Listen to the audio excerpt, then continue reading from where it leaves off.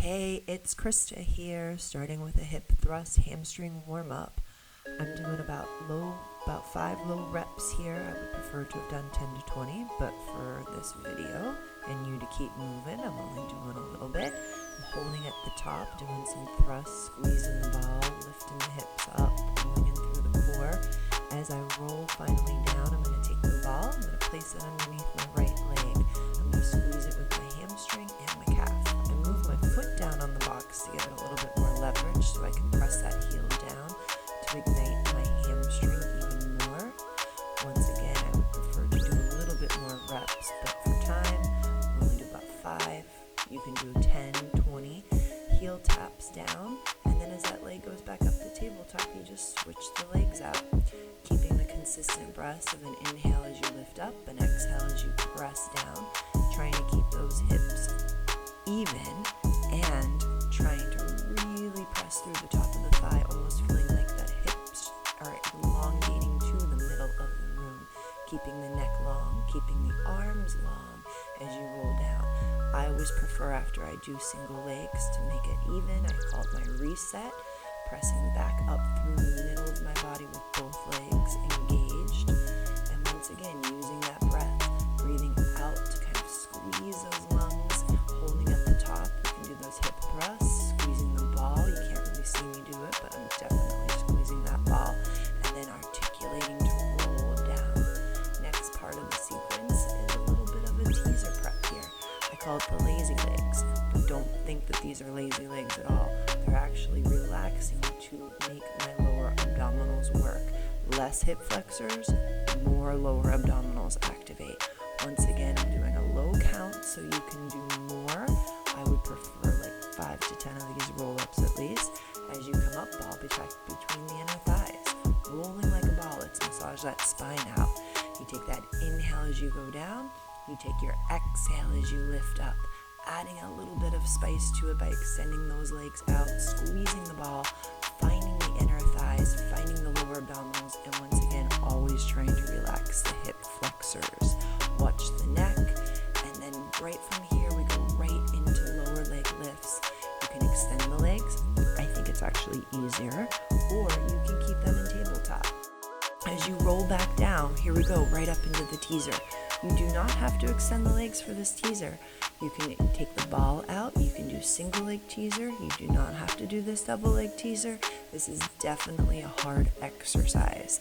Moving away from the hamstrings and then moving right back into the hamstrings into open leg rocker. Don't need the ball, but the ball definitely gives you a little bit more lower abdominal work.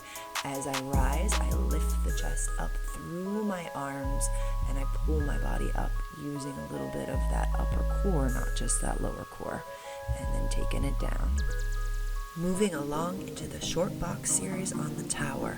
I like to start with this little single leg first, taking one leg up to tabletop, hooking my hands behind the thigh, finding my lower abdominals as I move away from that leg and back up to it.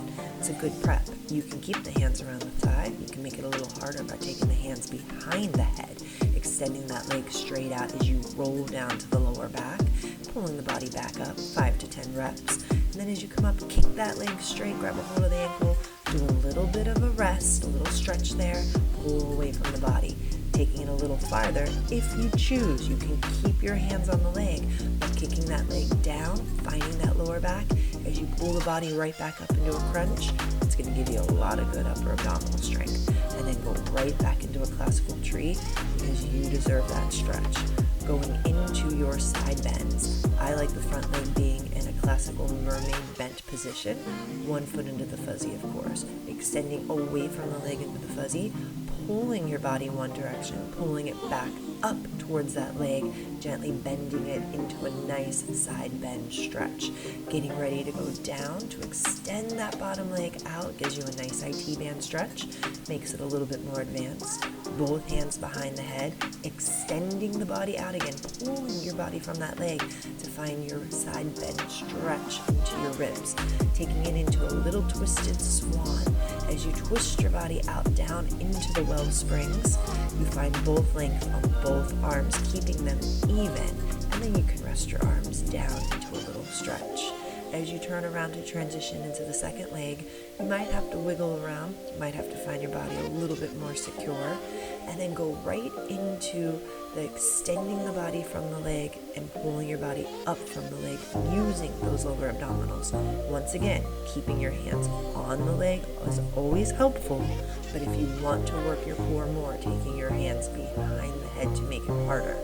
Going into the straight leg, taking your hands onto the leg as high as it can go. I prefer the ankle. You can do the calf. I don't really like holding onto the knee.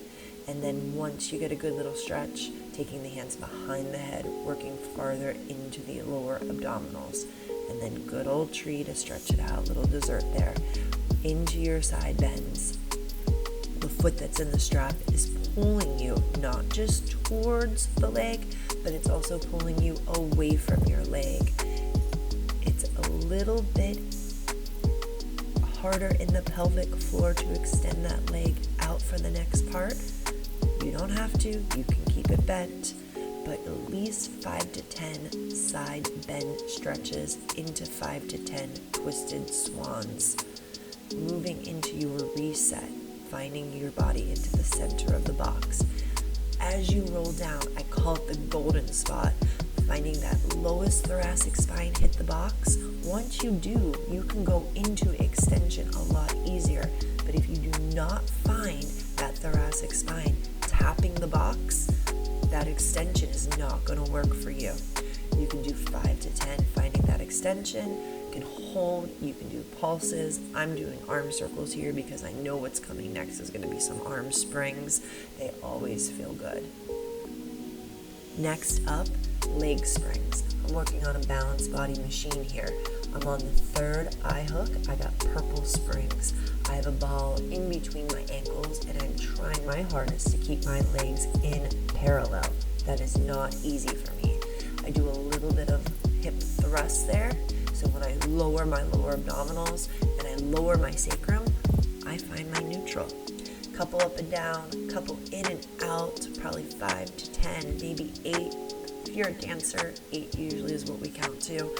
And then squeezing that ball, finding the length from my middle abdominals out to my legs. And then I'm going to hold. I'm going to hold a little lower than 45 here.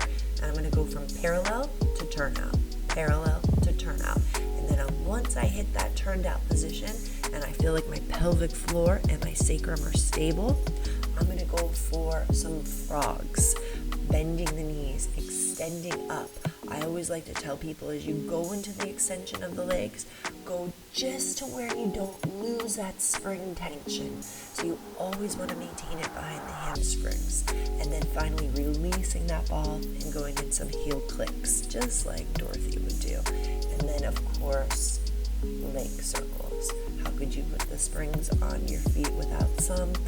5, maybe 10 if you're going for it. A lot of times if I'm just working my hamstrings and I really want to get them good, I do 10 leg circles each direction. I'm maintaining turnout. You do not have to maintain turnout in your leg circles. You can definitely go from parallel to turnout. Going right into bicycles. Again, when you go from circles into bicycles, you have to really focus on maintaining that pelvic floor. My toes and knees are turned out. I'm letting the springs fall inside my inner thighs and I'm weighing down into my sacrum. And then last but not least on the tower springs, a little short spine. I find short spine the hardest here when I only roll up to my thoracic spine around my bra strap area. I try not to lose too much tension on the spring so it all stays in my lower abdominals. If I go higher, which is classical and not wrong, for me, I get into my cervical spine and it never feels good. That's why I make mine lower. And to reverse it, that little bit of that tailbone tilt and that tuck into that lower abdominals, and then extending the legs, trying to maintain that length of that pelvic floor. That's some good stuff in those lower abdominals. You really hold on to it, connect the heels to the glutes, connect the glutes to the heels, and then stretch it out.